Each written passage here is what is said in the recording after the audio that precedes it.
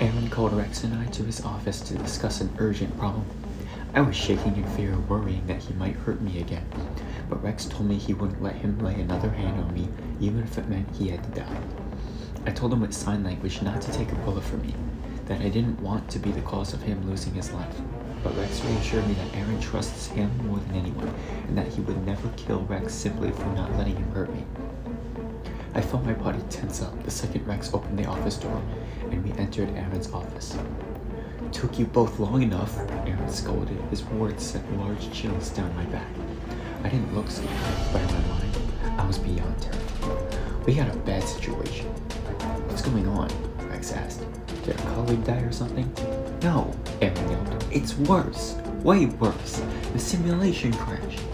"What do you mean the simulation crashed?" Rex wondered. "It shut down. The subjects will wake up at any moment now. If boss comes back here and sees this mess, we're screwed." I asked him what we should do, but of course, he didn't understand my sign language. "You're still doing that hand gesturing crap?" he shouted. I froze in fear as he said this. "You know I can't." "Aaron," Rex exclaimed. A short pause. Aaron sighed. "Right," he said softly. "What was she saying?" "She asked what we need to do to fix this." "I already sent 2 people to ensure the subjects don't wake up. In the meantime, I need you 2 to reach electrical and restart the power grid. Return to me when you get that done." "We're on it," Rex replied. "Come on, Steph." I nodded and then followed Rex out of his office to electrical. I felt my nervous system fade down after leaving. It shouldn't have. The subjects could wake up at any time and could attack us at any moment, but I personally would rather die that way instead of dying by Aaron's hands. As we reached electrical, I gestured to Rex and told him how I felt about the subjects leaving. He told me he wouldn't let any of them hurt me and promised that whatever may come our way, I'd get out unscathed. I never understood why he was so nice to me. He was only looking after me because Aaron Slick tasked him to. He was also the only one who understood sign language. If Aaron scares me, Rex could too, since he was Aaron's right hand. He just hasn't shown me his bad side yet.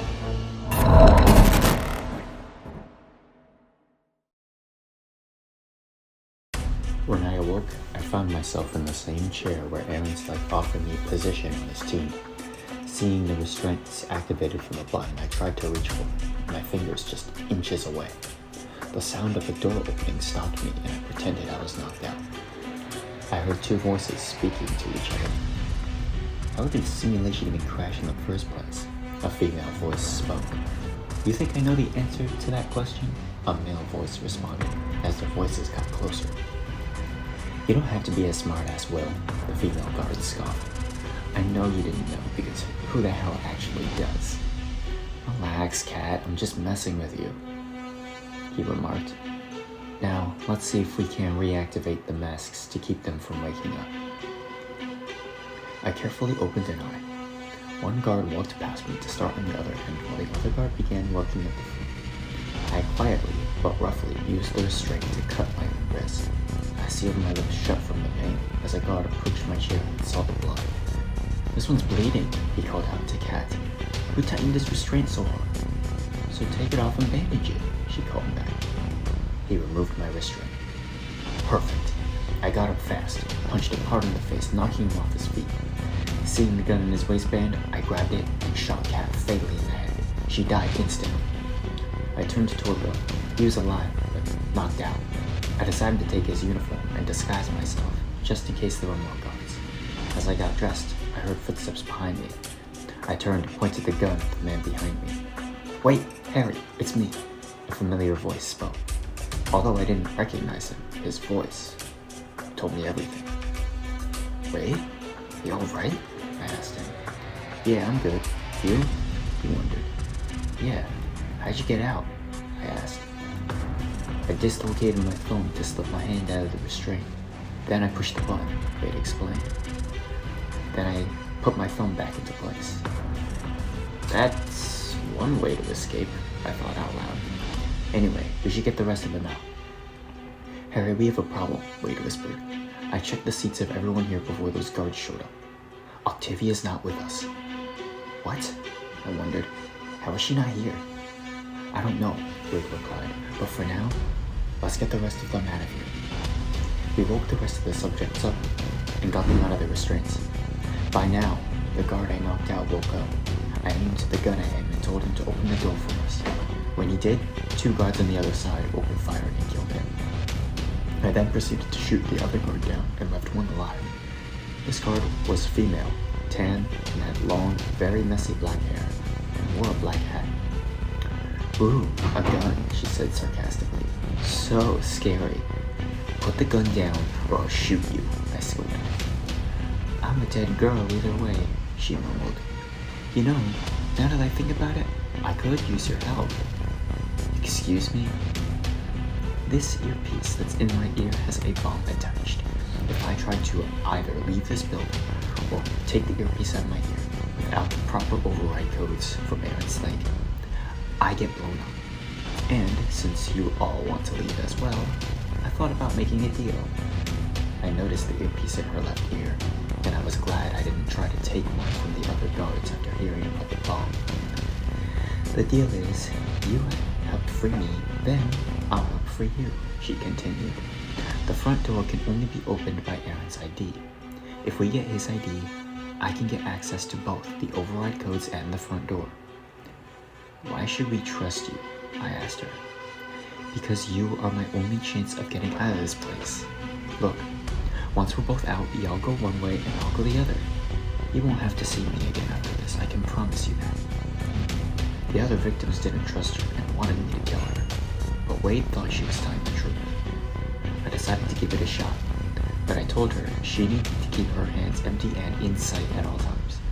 Without hesitation, she agreed and told us to follow her to Aaron's office. She told us her name, Lisa Torres, and it turns out that she had already made a diversion earlier to lure him away from his office. Now, we can get inside, find his ID, set her free, and the rest of us. I felt like I had to trust her, but something felt off about all of this, as if Lisa had plans of her own after being freed.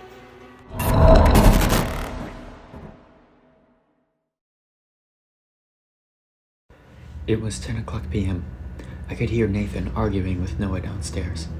Hope was taking a bath, but because of her injured ankle, she couldn't do it alone, so Nathan's fiancée Tara asked if she was okay with her assistance. To my surprise, she didn't really mind. I personally wouldn't let anybody help me take a bath unless I was completely paralyzed, and if I had to pick someone, it would be my sister every time. Hearing their argument getting louder, and also Neil chiming in, I headed downstairs to try and break them up. "Hey," I called from across the downstairs hallway. All 3 brothers immediately stopped talking and turned to me. "I'm trying to fall asleep a little early tonight, and your yelling isn't helping my case." "Just go back upstairs, Hillary," Nathan called. "This has nothing to do with you." "Excuse me, did you not hear what I just said?" I called. "I'm trying to sleep and y'all are screaming at each other." "Watch your tone, miss," Nathan barked. "You're in my crib now. You don't tell me what to do." "Nathan, enough," Noah exclaimed. "We'll discuss this later." He begins to walk away with Neil. "Hey, where are you going?" "We're not done here," he scolded. "No, we're not," Noah continued. "I'm just not finishing it tonight." "We're finishing this now," he yelled. "You should listen to your brother," I said to Nathan. "Do you have any idea who you're talking to?" he said to me. "Do you?" I replied. "Nathan," Tara's voice rang out from upstairs. "Leave them be. We'll settle that tomorrow." A pause. Nathan took a deep breath. "Okay," he called. "I'll be right there." He turned to Neil and Noah. "Tomorrow we finish this," he growled at them. Yeah, whatever," Neil said as he and Noah walked upstairs. Nathan then turned to me. "You do this again and I won't be so kind to you." "Like you ever were?" I said sarcastically. "You're lucky I allowed you and your sister to stay for a while. You should be thanking me if anything." "Don't you forget, old man, I took my own brother's eye. I'm not afraid to spill blood if I need to." "You can try," he snapped, "but unless you want to remain in one piece, I recommend you don't." "I'm only choosing not to for Hope, not for you," I said. Consider yourself lucky. I don't need luck. I know I can effortlessly beat the daylights out of you. But out of respect for your sister, because she actually understands me unlike the rest of you, I won't.